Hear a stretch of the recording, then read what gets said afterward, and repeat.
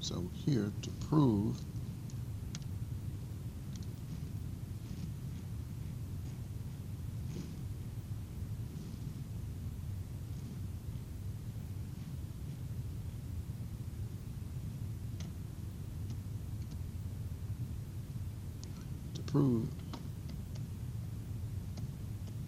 this statement,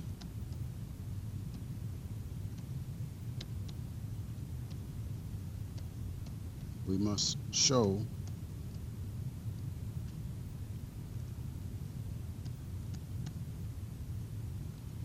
that both directions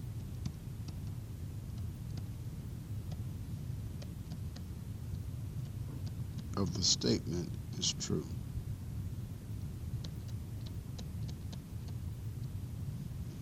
Let's see.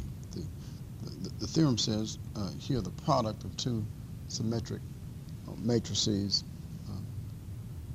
is symmetric if and only if the matrices commute. So here we must show that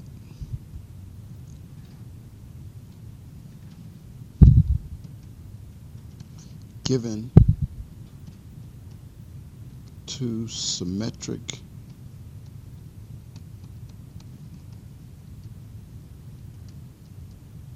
matrices A and B,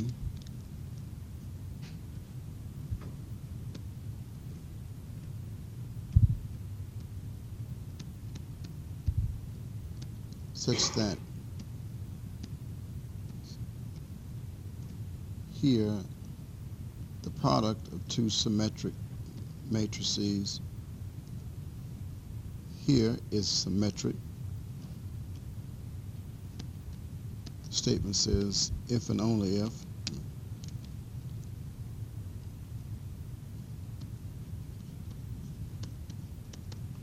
and only if AB is equal to BA. That's what we want to prove.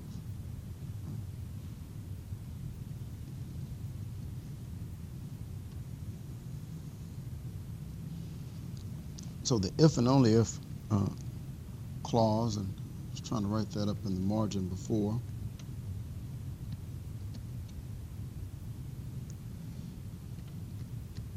Here the meaning of if and only if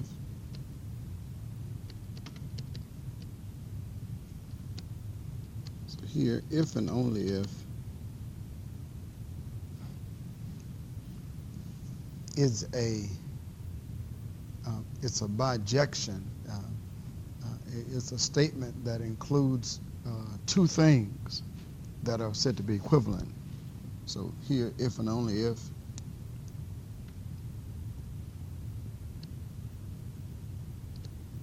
means that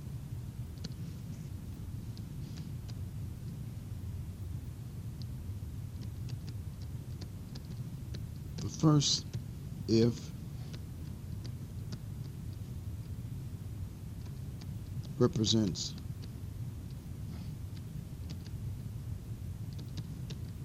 the direction from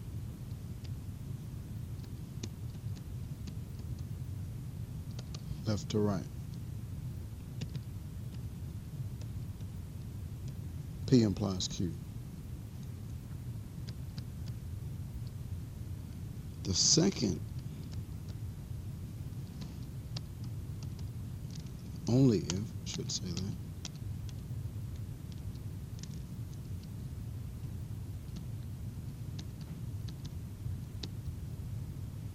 represents the direction from right to left.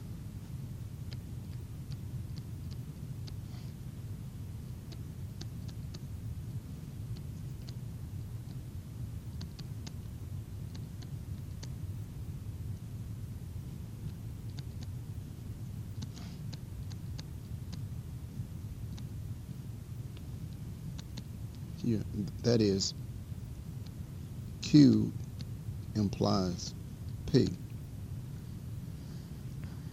Here in the predicate build of any argument, when we say that P implies Q,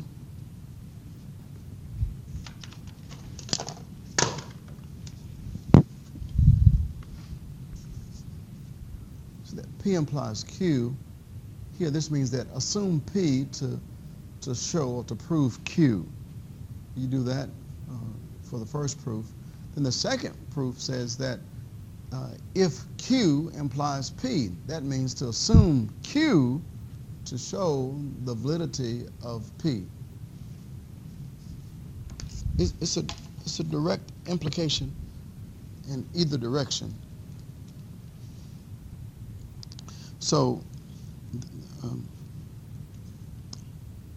let's give a remark here.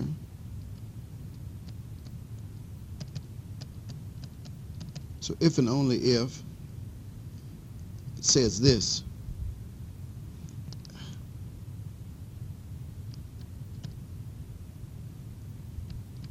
is translated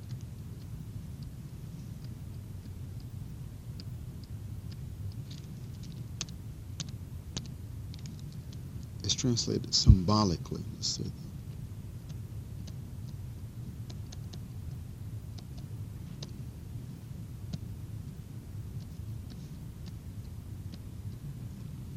You know, typically we write the notion that something on the left implies something on the right. But also we can go in the other direction, that something on the right implies something on the left. And so here we get the two directional clause that the if P implies Q, and the only if then Q implies P. And so we want to show in both directions. Let me show you what that means.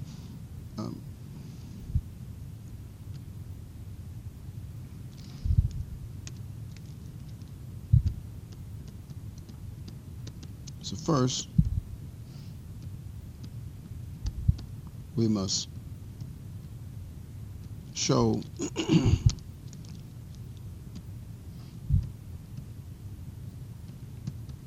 that if the transpose of AB is equal to AB, then AB is equal to BA. Here, given that the two matrices are symmetric.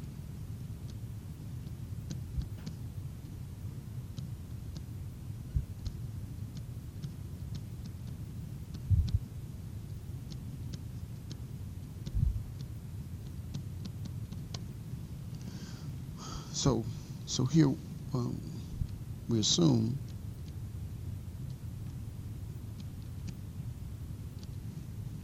that the transpose of AB is equal to AB.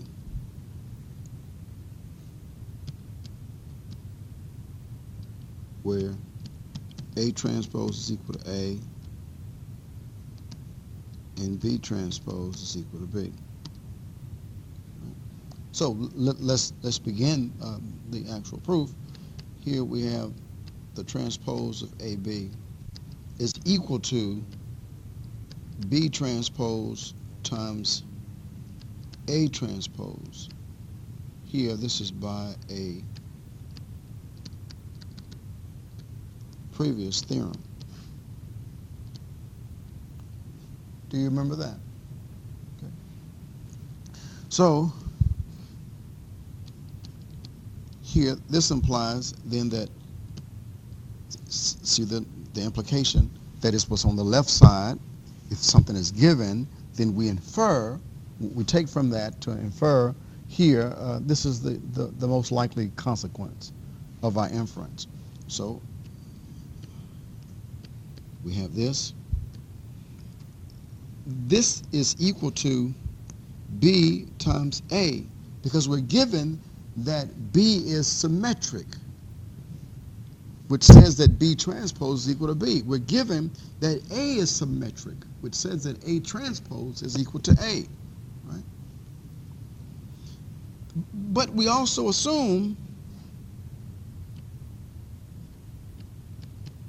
so here we say, and since we assume that the transpose of AB is equal to AB, right? See, that's the if statement. If the transpose of AB is equal to AB, right? So here we have the transpose of AB is equal to BA by previous theorem. And we also have that the transpose of AB is given to be equal to AB. So then by the property of transitivity, the property of transitivity says that if A is related to B, and if B is related to C, then A must also be related to C.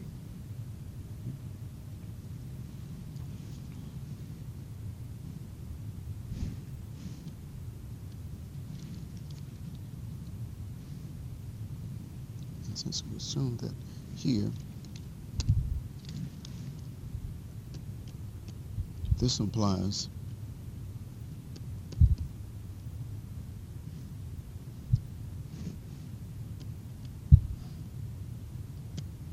the property of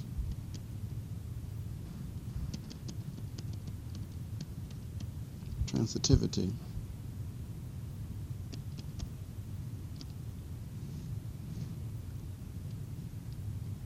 that AB is equal to BA.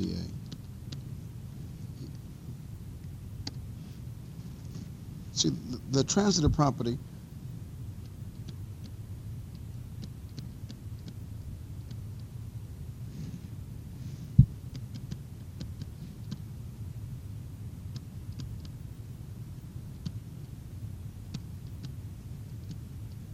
states that if A relates to B, the notation says this relates to B, but you don't know that, so I can't write that. So here, if A relates to B, and if B relates to C, then by transitivity, then A relates to C also. Right. There are three of those properties. There's the property of reflexivity, that A relates to A, that it's the same thing, is reflexive.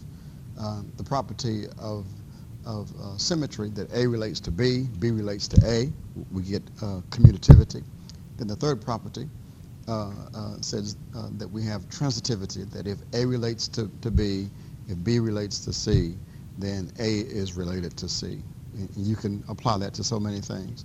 It comes from simply Greek logic in philosophy, and that's what a lot of modern mathematics is built on, whether it's Plato or Aristotle, that if Johnny May Talbot relates to Beatrice Talbot or Beatrice Williams, and if Beatrice Williams is related to Ernest Lee Williams, then Johnny May Talbot must also be related to Ernest Lee Williams. Right? My grandmother, my mother, and then myself. Right?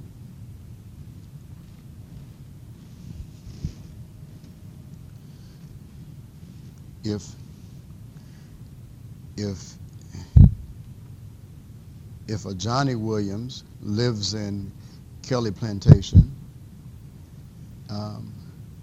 and if Zion Williams lives in Kelly Plantation, or you could say if a Johnny Williams lives in Kelly Plantation, if a Johnny Williams, if Zion Williams lives on 239 Kelly Ridge Boulevard,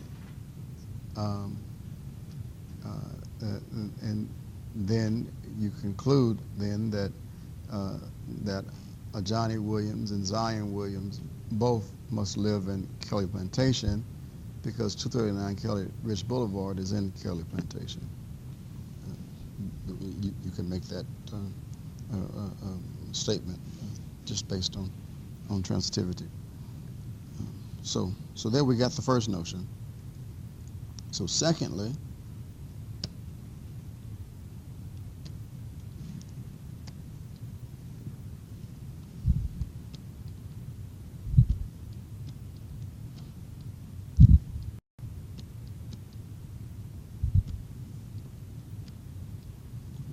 A relates to B, B relates to C, so A must relate to C. Secondly,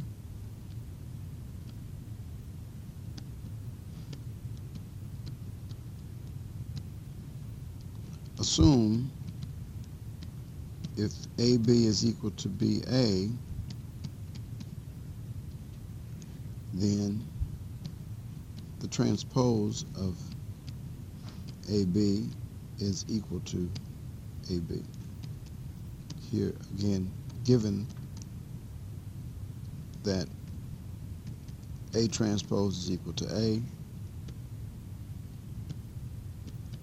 and B transpose is equal to B. So we can only work with what's given. So here, if you know that the two matrices commute, so since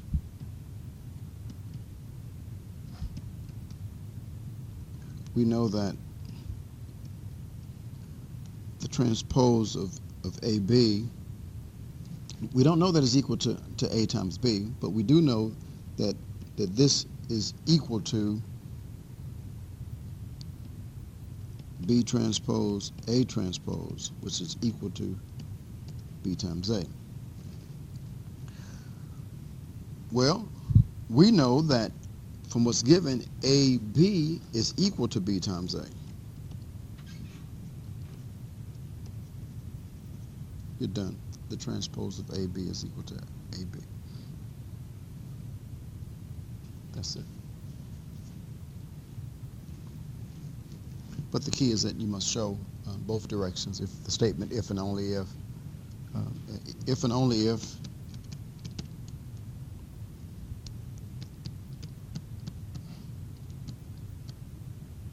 is the same as the double implication, right? Now, what does that mean? That means that the left implies the right, and also the right implies the left. Now the next theorem, if A is an invertible symmetric matrix, then the inverse of A is also symmetric. Well, I think to be able to prove this, you want to try to interpret what the statement means. It says that if A is an invertible symmetric matrix, that is that one, A is symmetric, but also A inverse exists. If A is symmetric and if its inverse exists, can you assume then or conclude that the inverse of A is also symmetric? It might not be so readily seen. It might not be so readily seen. So you want to be able to show that. So here, what they're saying is, given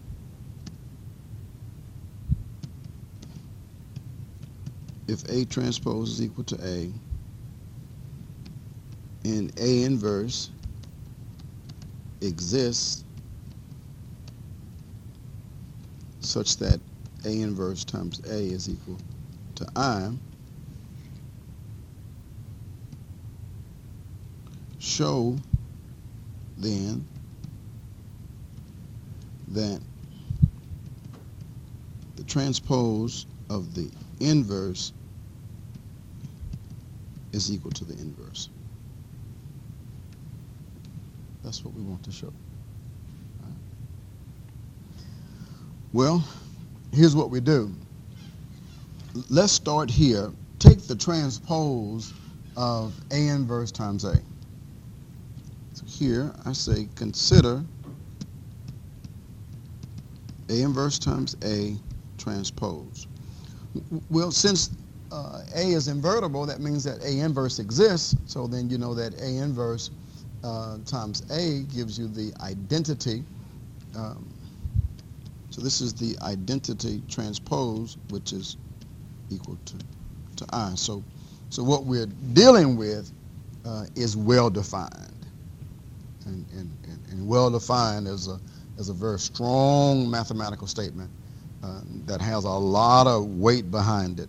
And what it simply means is that you don't want to waste your time on something that you're working on, some kind of project, and then you end up with that what you had started off with either doesn't exist, is in the wrong field, such that the numbers or the set does not even apply, and basically you've just wasted your time. So something is it well defined? Or are you at an institution getting a degree, and is that institution accredited? Because if not, you'll spend all your time and all your resources and money for naught. Right? And that was what happened a couple weeks ago in Huntsville. What's this? Was it ITT or Strayer, one of those universities there, lost their accreditation. The federal government all over the country poured all its resources, financial aid, everything, and said none of your degrees are worth anything. And so here at Calhoun, we're now having to receive a lot of those students coming here, and they're asking, will you all take our credits? And so this college and several other colleges asked the question, how can we accept credits from a non-accredited school? So the federal government has come in and put some implications there to try to somehow work with these students. And I have a young lady at the church who was caught up in that. She was in the nursing program over there at ITT. And so now everything she's done over there, I think Calhoun said that they would accept, I think it was either 2 or 3 credits. And she had several credits that she's taken over there. She was about, I think she was telling me about a year away from graduating. And so now, all of that, and even the money that's tied in with that, with those student loans, she still has to pay back on something that's worth nothing. So the question is that we don't want to spend time mathematically, and see the concept of mathematics affects all of the world. You don't want to spend time on something. You don't want to. You don't want to, as an engineer, a civil engineer, you don't want to construct a building on a foundation, only to find out that that foundation will not hold the building that you just constructed. And if you put time, effort, resource, money, manpower into this building, only to discover that the foundational perpendicular is not valid, you wasted so much. So in mathematics, in the theoretical aspect of analysis, we raise the question, with anything that we do, is it well defined? Does it make sense? Does it make sense from its foundation? And if it does, then you can proceed. If not, don't waste your time. So here, so we start off with this. We take the transpose here of A inverse times A. Now I have a theorem that says that if you take the transpose of the product of matrices, it's the second matrix transpose times the first matrix transpose. Right? So this is equal to A transpose times the inverse, of A transpose. Here, this is equal to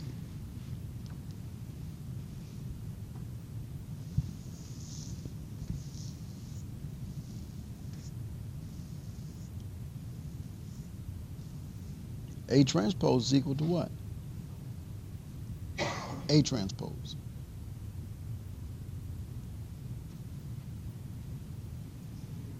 It's A.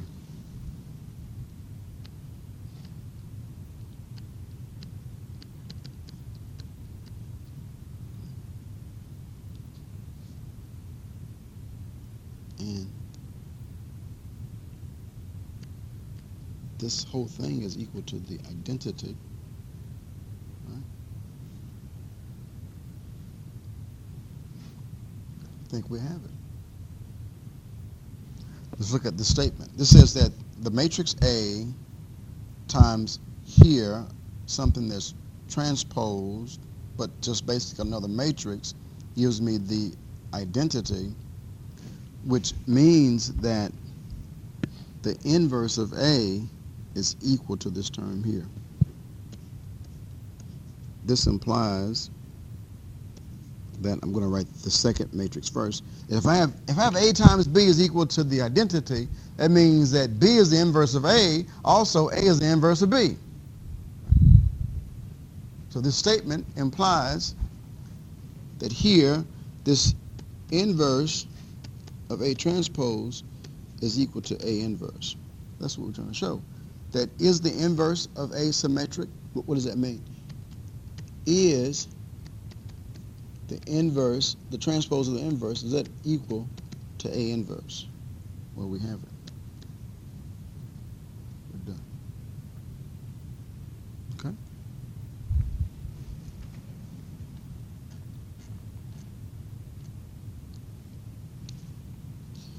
Let's see. There are three statements here. I wonder if I can show the most difficult one, part A, and then let's see if you can do B and C, and just give you 1 minute for each of those. It's very, very easy.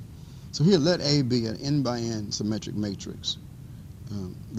That is, they're giving us that A transpose is equal to A. Can you show that A square is also symmetric? Well, let's look at that. If I have A times A transpose, now you understand that this is the same thing as A squared transpose.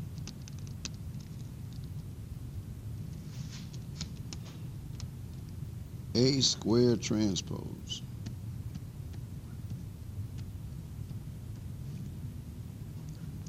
Now what are you trying to show? You want to show that the transpose of A squared is equal to A squared. I'm going to show that. Well, we break it down. This is A times A transpose, which is the second matrix transpose times the first matrix transpose. But we're given that A transpose is symmetric, so A transpose equal to A transpose equals to A, so this is equal to A squared. You got it. That the transpose of A squared is equal to A squared. That's what you want to show. Well, that be the case, can you show that here, this expression, 2 times A squared minus 3A plus the identity is also symmetric? Do you know what it's asking for? Hmm?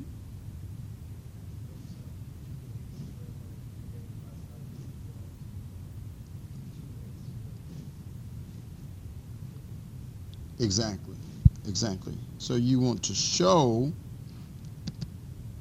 that the transpose, just what Ali said, of 2A squared minus 3A plus the identity, that transpose, is equal to it itself. 2A squared minus 3A plus the identity. You want to show that. Can you do that? Just give you 1 minute to do that.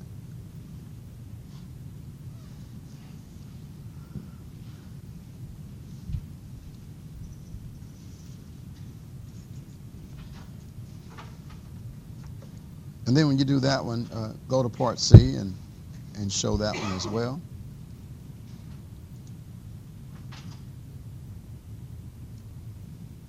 So for the first one, you take just the transpose of that statement.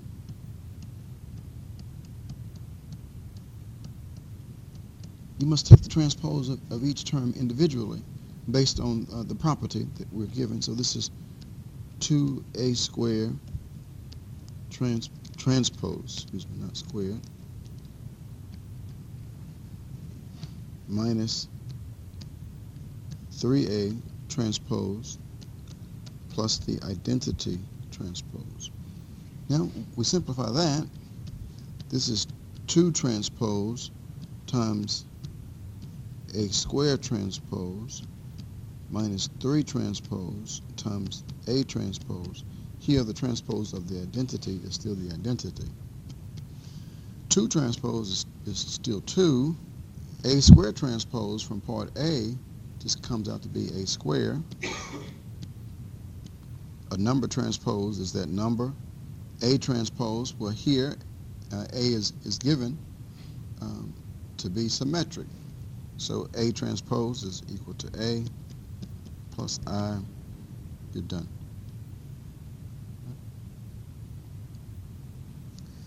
The key to showing something or proving something, and basically all the proofs that I will show you in this class, I think for the most part, will be direct proofs.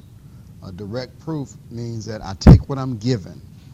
That's all I do. I take what I'm given. I may have to use some previous theorem or property that's been given and shown to be true, or some definition. I may have to use that and connect that with what's given in the problem, the definition or the if statement. And then from there, I want to do some gleaning to show in the direction of where I'm going. I want to be able to produce the end result just from direct consequence. It's called a direct proof. I told you in the beginning of the semester that we have direct proofs, we have indirect proofs, proof by contradiction, proof by induction. There are several different types of proofs. I think one of the classic proofs that I've seen in class has been to show that the square root of 2 is irrational. Show that the square root of 2 is irrational. And we prove that by contradiction. And I believe that the proof of that comes back even from antiquity, from Archimedes and also Pino. Pino showed it. And so it just becomes a basic proof. To show that the square root of 2 is irrational, you assume by contradiction that the square root of 2 is rational. And then you show that if a number is rational, that is, that if it's a fraction that can be reduced such that its reducibility terminates. So if a number is rational, then it must be of the form m divided by n. And so we assume that the square root of 2 is rational. So you have the square root of 2 is equal to m divided by n. You square both sides. You get 2 is equal to m squared divided by n squared. You get 2 times n squared is equal to m squared. That's a contradiction based on the multiplicity of 2 for a so-called rational number that was said to be assumed to be reducible down to its lowest terms, but the 2 throws it off. And so you have a contradiction to the original form that if it's said to be rational, it can't look like that. So thus it must be irrational. That's proof by contradiction. Anyway, I'm not going to write it down. That's not the class that we're in. But just want to state to you that there are various different types of proofs. I'm showing you that in this class, mostly what we're doing is using a direct proof. A direct proof. Now here, find all 3 by 3 diagonal matrices A that satisfy a squared minus 3a minus 4i is equal to 0. Did anybody get those diagonal matrices? No? Okay, let's see. So here, you take a squared minus 3a plus 4i. I think we can just factor. So we get here a plus I, right? And then what, a minus 4i? Does that give us in the FOIL method? Right. So here, this implies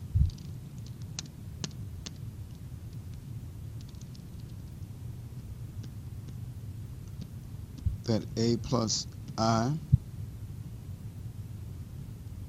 is equal to 0, the 0 matrix, and a is equal to 4 times, well, kind of skip. A minus 4I is equal to 0. That is, the matrix A is equal to negative times that entity, and the matrix A is equal to 4 times the identity matrix. So what does that look like? Here, A looks like negative 1, 0, 0, 0, negative 1, 0, 0, 0, negative 1. And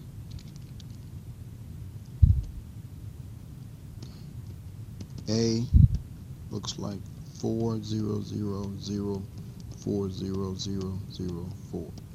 It did say a 3 by 3, right? Diagonal matrix. That wasn't bad, was it? Now, two things going on here. One, a lot of these notions you hadn't seen before. And so because you hadn't seen it before, then it somewhat makes it a little bit more intriguing in terms of trying to get the result or the desired result. The second notion is this: it does not matter on the question of whether or not you have seen something before, because in life there will be a lot of things in your future that you would have not seen before. So do you conclude that I cannot do this because I haven't seen it before? Or do you connect what you already know and what's been given to you by the Almighty? Because he also put into all of us creatability to take what you can't see and form what is now visible. He gave that to you. He gave it to you in the beginning. The book says it. He said he breathed into man and he became a living soul. Became a living conscience. Independently able to think and to reason. You got it. Any questions? I'm through with my preaching now. Any questions? All right, let's look at the next section.